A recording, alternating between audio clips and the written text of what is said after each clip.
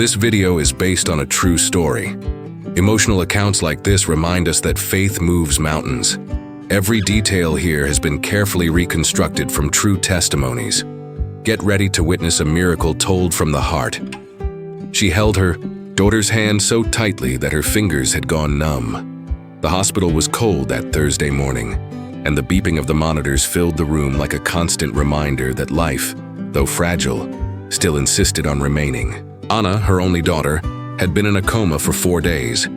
She was only 10 years old. She was hit by a car while crossing the street on her way home from school, right in front of the neighborhood stationery store. The impact was strong, and since then she hadn't spoken another word. To the doctors, the prognosis was grim. The brain trauma was severe, and the chances of recovery were minimal.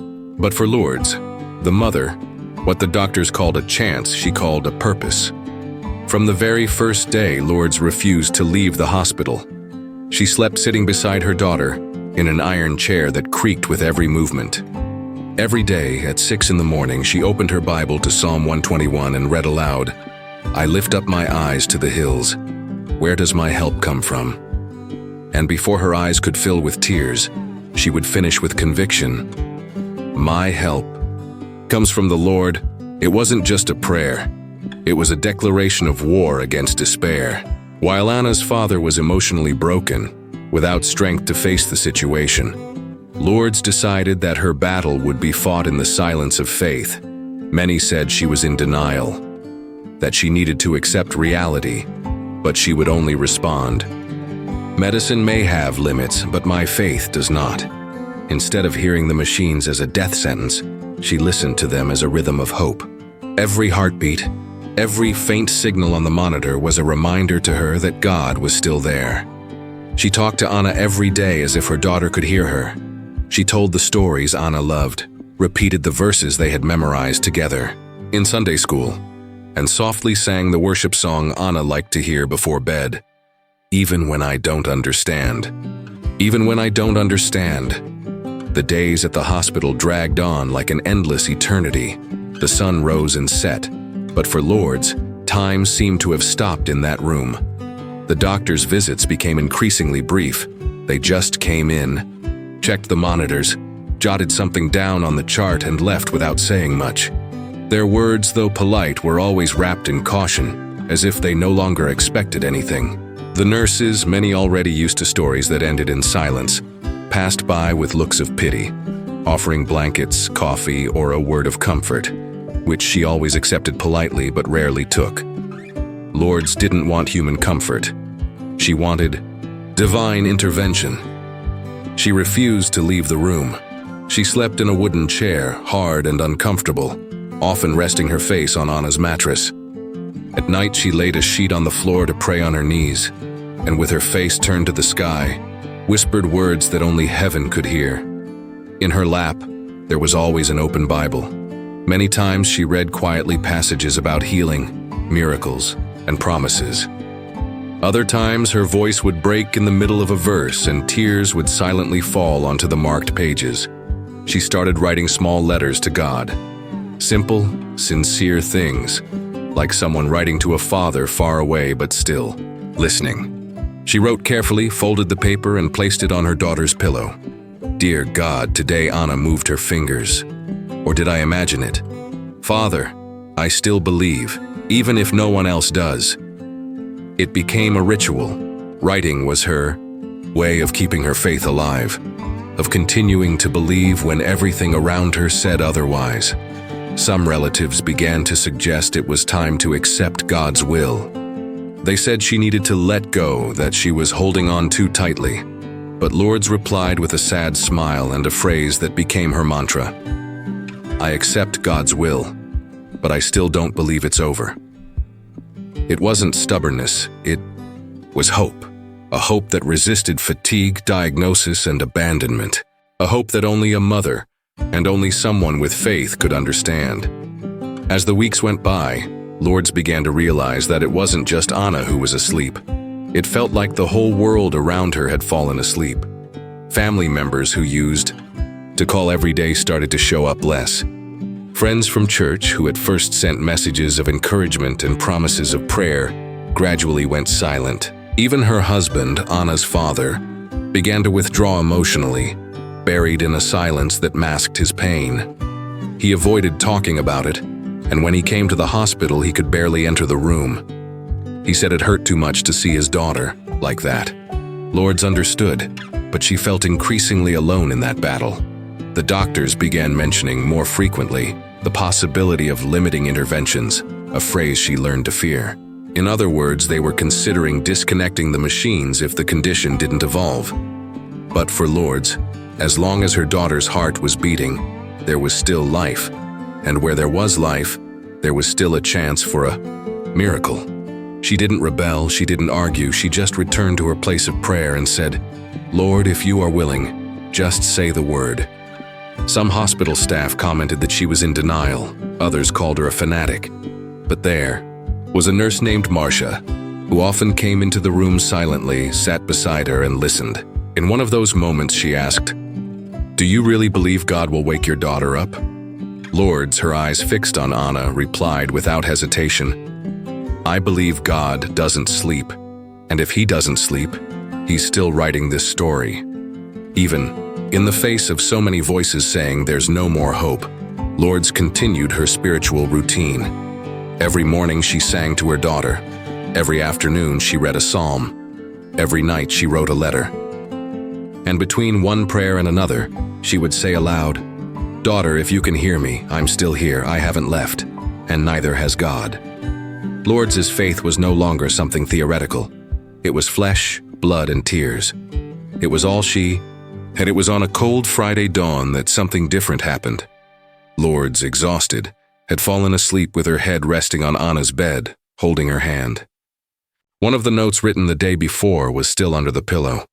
"Lord, if today is the day of the miracle, give me a sign. But if it's not, give me strength to go on." The room was completely silent, broken only by the beeping of the monitors. But around 3 a.m., Lourdes awoke with a strange sensation, not of panic, but of peace. It was as if the atmosphere had changed, as if a soft presence had filled the space. Without knowing why, she stood up and began to softly sing a hymn she used to sing when Anna was a child. "Even though the fig tree does not blossom." The melody came out weak, broken by emotion, but there was an anointing in that room that filled the atmosphere. Suddenly, between one verse and another, Lourdes felt a light squeeze on her hand. She thought it was exhaustion or imagination, but when she looked at Anna, she saw something that took her breath away, a single tear running down her daughter's face. For a moment, she thought she was dreaming. She immediately called a nurse. Tests were redone, and although Anna was still unconscious, the doctors detected slight motor activity that hadn't been there before. It was enough to rekindle hope, not just in Lourdes's heart, but in the entire team. That mother, who many had once considered a woman in denial, was now being seen with new eyes. It might have been a reflex, the doctors said, but Lourdes knew it was God saying, "I am still here." That night, she didn't write any letters. Instead, she remained silent beside her daughter, with her hands lifted in worship.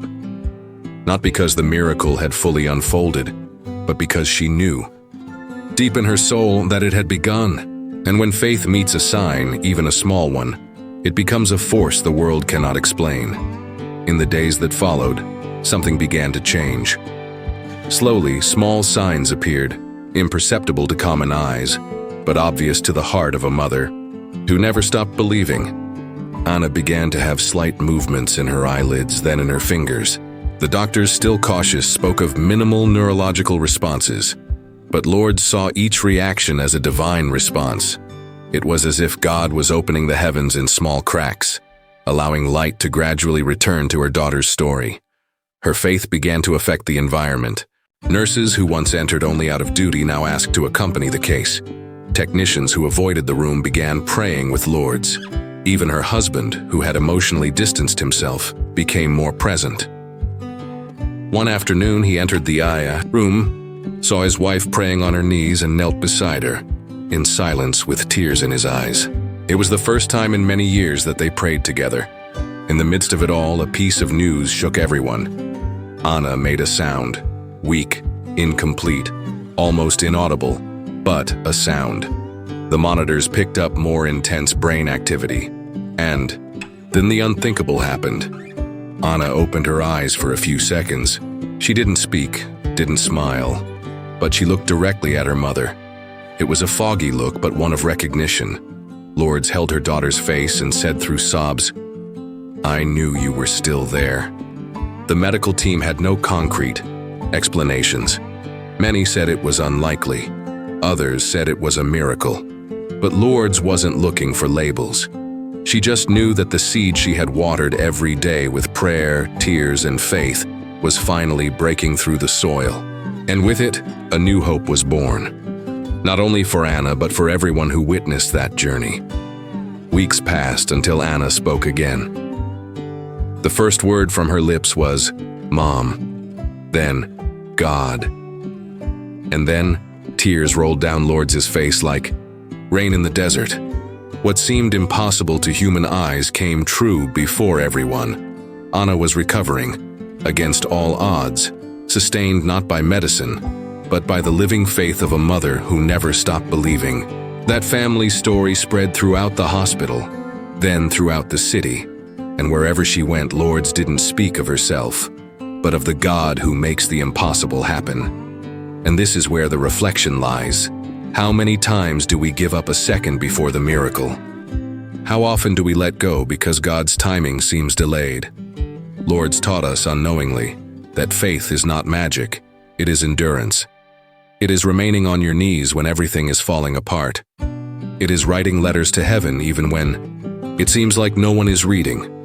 It is understanding that God's silence is also an answer, and that He acts often at the exact moment our hope is hanging by a thread. If you are also going through a difficult moment where everything seems lost, remember this story. Remember that there is a God who hears, who sees, and who moves when faith insists on continuing. And if this message touched your heart, I invite you to be part of this chain of faith. Leave a comment saying, "I believe in the impossible." Share this video with someone who needs hope. Subscribe to the channel to follow more testimonies like this one.